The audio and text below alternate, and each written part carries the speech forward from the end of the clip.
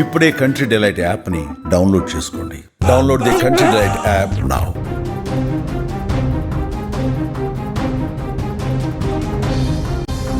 కర్ణాటక బళ్ళారిలో తీవ్ర ఉద్రిక్త వాతావరణం నెలకొంది. ఇరు వర్గాల మధ్య కాల్పులు చోటు చేసుకోవడంతో ఒక వ్యక్తి మరణించాడు. మహర్షి వాల్మీకి విగ్రహ ఏర్పాటు సందర్భంగా ఫ్లెక్సీ పైన చెలరేగినటువంటి వివాదం ఇరు వర్గాల మధ్య తీవ్ర ఘర్షణకు దారితీసింది. ఈ క్రమంలోనే గన్మెన్ తుపాకీ లాక్కున్నటువంటి సతీష్ రెడ్డి 2 రౌండ్లు కాల్పులు జరిపాడు. అక్కడ ప్రతిఘటించినటువంటి జనార్దన్ రెడ్డి అనుచరులు కూడా ఎదురు కాల్పులు జరపడంతో కాంగ్రెస్ కార్యకర్త రాజశేఖర్ మృతి చెందగా సతీష్ రెడ్డికి బుల్లెట్ గాయమైనట్లుగా తెలుస్తోంది. ఈ ఘటనతో బళ్ళారిలో తీవ్ర ఉద్రిక్త వాతావరణం నెలకొంది. అసలు ఇంతటి తీవ్ర గొడవ జరగడానికి ప్రధాన కారణం ఏంటి? ఇదే ఈ నెల 3వ తేదీన బళ్ళారిలో వాల్మీకి విగ్రహావిష్కరణ కోసం ఆవిష్కరణ కార్యక్రమం జరగనుంది. ఈ నేపథ్యంలో నగరం అంతటా కూడా బ్యానర్లు ఏర్పాటు చేశారు. వారు నాయకులకు సంబంధించినటువంటి బ్యానర్లను ఏర్పాటు చేసి కింది స్థాయి నాయకులందరూ కూడా ఆ యొక్క బ్యానర్ల ద్వారా ఈ కార్యక్రమానికి వెల్కమ్ చెప్తూ వారి యొక్క సందడినంతా కూడా ఆ రోడ్ల మీద చూపించారు. ఈ క్రమంలో బళ్ళారిలో నివసిస్తున్నటువంటి గంగావతి శాసనసభ్యుడు గాలే జనార్దన్ రెడ్డి నివాసం సమీపంలో కాంగ్రెస్ పార్టీకి చెందినటువంటి స్థానిక ఎమ్మెల్యే నారా భరతరెడ్డి బ్యానర్ను ఏర్పాటు చేయడానికి ప్రయత్నించారు ఆయన మద్దతుదారులు. దీన్ని గాలి జనార్దన్ రెడ్డి వర్గీయులు అడ్డుకున్నారు. ఆ సమయంలో జనార్దన్ రెడ్డి ఇంట్లో లేరు, నియోజకవర్గ పర్యటనకు ఆయన వెళ్ళారు. దీంతో ఈ చిన్న వివాదం కాస్త గాలి వానగా మారింది, హింసాత్మకంగా రూపుదాల్చింది. గాలి జనార్దన్ రెడ్డి నారా భరతరెడ్డి వర్గీయుల మధ్య తలెత్తినటువంటి ఈ వివాదం నగరం అంతటా కూడా శరవేగంగా పాకింది. ఇతర ప్రాంతాల నుంచి వారి మద్దతుదారులు పెద్ద ఎత్తున అక్కడికి తరలి వచ్చారు, ఘర్షణలకు దిగారు, పరస్పరం దాడులు చేసుకున్నారు, విపరీతంగా రాళ్లు రువ్వుకున్నారు, కర్రలతో దాడి చేసుకున్నారు. విచక్షణ రహితంగా అక్కడ ఒక పెద్ద పెనుగులాట, ఒక యుద్ధ వాతావరణమే అక్కడ కనిపించింది. విజువల్స్లో మనకు కనిపిస్తున్నాయి. పూర్తిగా ఈ యొక్క దాడులకు పాల్పడ్డారు వారి అనుచరులు. 2 ఎమ్మెల్యేల అనుచరులు సమాచారం అందుకొని ఘటనా స్థలానికి చేరుకున్నటువంటి పోలీసుల పైన కూడా రాళ్లు విసిరారు.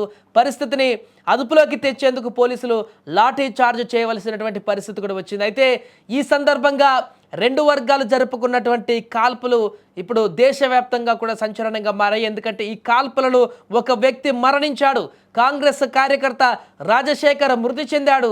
ఈ యొక్క ఎదురు కాల్పులలో భీకరంగా జరిగినటువంటి ఎదురు కాల్పులలో మరికొంతమందికి కూడా గాయాలైనట్టుగా తెలుస్తుంది. ఈ ఘటన అనంతరం పోలీసులు శరవేగంగా స్పందించారు. బళ్ళారిలో అదనపు బలగాలను మోహరించారు. ఈ ఘటనలో 11 మంది పైన ఇప్పటికే కేసు నమోదు చేశారు. బ్రూస్పేట్ పోలీస్ స్టేషన్లో కేసులు కూడా నమోదయ్యాయి. 11 మంది వ్యక్తులపైన ఎఫ్ఐఆర్ పెట్టారు. తాను నియోజకవర్గంలో ఉన్నప్పుడు భరతరెడ్డి మద్దతుదారులు తన ఇంటి ముందు కుర్చీలు వేసి రాకపోకలకు ఆటంకం కలిగించారని ఇప్పుడు గాలి జనార్దన్ రెడ్డి ఆరోపిస్తున్నారు. భరతరెడ్డి మద్దతుదారు సతీష్ రెడ్డికి చెందినటువంటి ప్రైవేట్ గన్మెన్లు 4-5 రౌండ్ల పాటు కాల్పులు జరిపారని, ఇది తన పైన జరిగినటువంటి హత్యాయత్నం అని కూడా ఇప్పుడు గాలి జనార్దన్ రెడ్డి ఆరోపించారు.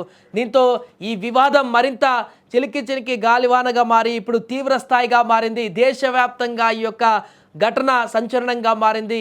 ఒక 2 ఎమ్మెల్యేల మధ్య, ప్రజాప్రతినిధుల మధ్య నెలకొన్నటువంటి ఈ యొక్క ఘటన చాలామంది చాలా ప్రాంతాలలో ఎమ్మెల్యేకి మధ్యలో కొన్ని మనస్పర్ధలు ఉండొచ్చు, ఒకరికొకరికి విమర్శలు చేసుకునేటువంటి పరిస్థితులు ఉండొచ్చు, ఇప్పటివరకు జరిగాయి. కానీ సినిమాల్లో చూపించినటువంటి విధంగా ఒక ఎమ్మెల్యే ఇంకొక ఎమ్మెల్యే వర్గం పైన దాడులు చేసుకోవడం కూడా చూసాం. గన్లతో కాల్పులు జరుపుకొని ఒక వర్గానికి ఇంకొక వర్గం ప్రాణాలు కోల్పోయేటువంటి పరిస్థితికి రావడం అనేది ఇది తీవ్రమైనటువంటి పరిణామంగా మారింది.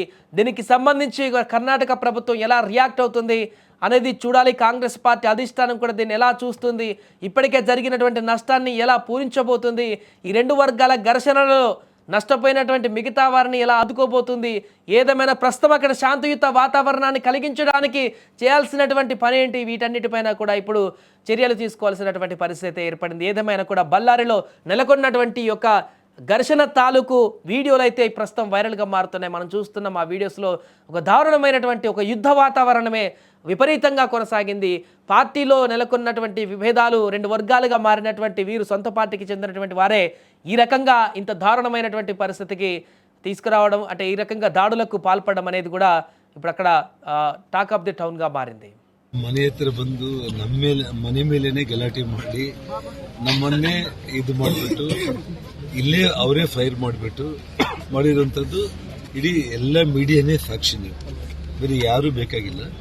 ಇದಕ್ಕೆಲ್ಲದೂ ಕೂಡ ನಾನು ಕೇರ್ ಮಾಡೋನಲ್ಲ. ನಾನು ಇವತ್ತು ಪೊಲೀಸರು ಮನಸ್ಸಾಕ್ಷಿ ಅನ್ನೋದಿದ್ರೆ ಕಾನೂನು ಕಾಪಾಡುವಂಥ ದೃಷ್ಟಿಯಲ್ಲಿ ನಾರಾ ಭರತ್ ರೆಡ್ಡಿಯನ್ನು, ಅವ್ರ ತಂದೆ ನಾರಾ ಸೂರ್ಯನಾರಾಯಣ ರೆಡ್ಡಿ ಅವ್ರನ್ನ ತಕ್ಷಣ ಬಂಧನ ಮಾಡಿ ಇವತ್ತು ಕಾಂಗ್ರೆಸ್ ಸರ್ಕಾರ ಪ್ರಾಮಾಣಿಕವಾಗಿ ಪಕ್ಷಾತೀತವಾಗಿ ಈ ರೀತಿ ಏನು ನಮ್ಮ ರಾಮುಲು ಹೇಳಿದಾಗೆ ಸಿನಿಮಾ ಸ್ಟೈಲ್ ರಾಜಕಾರಣಿಗಳಿಗೆ ಮತ್ತು ಏನು ಜನಪ್ರೀತಿ ಕಳ್ಕೊಂಡ್ಬಿಟ್ಟು ಇಂಥ ಒಂದು ದಬ್ಬಾಳಿಕೆಗಳ ಮೂಲಕ ನಮ್ಮ ಇಡೀ ಹಿಂಬಾಲಿಕರನ್ನ ಜನಾರ್ದನ್ ರೆಡ್ಡಿ ಅವ್ರ ಮನೆಗೆ ಹೋಗ್ಬಿಟ್ಟು ಅವ್ರ ಮನೆಗೆ ರೋಡ್ಗೆ ಚೇರ್ಗಳು ಹಾಕೊಂಡು ಕುತ್ಕೊಂಡ್ಬಿಟ್ಟು ಬ್ಯಾನರ್ ಕಟ್ಟಿ ಅಲ್ಲೇ ಅವ್ರ ಮನೆ ಮೇಲೆ ದಬ್ಬಾಳಿಕೆ ಮಾಡಿ ಬರ್ತೀವಿ ಅಂತಂದ್ರೆ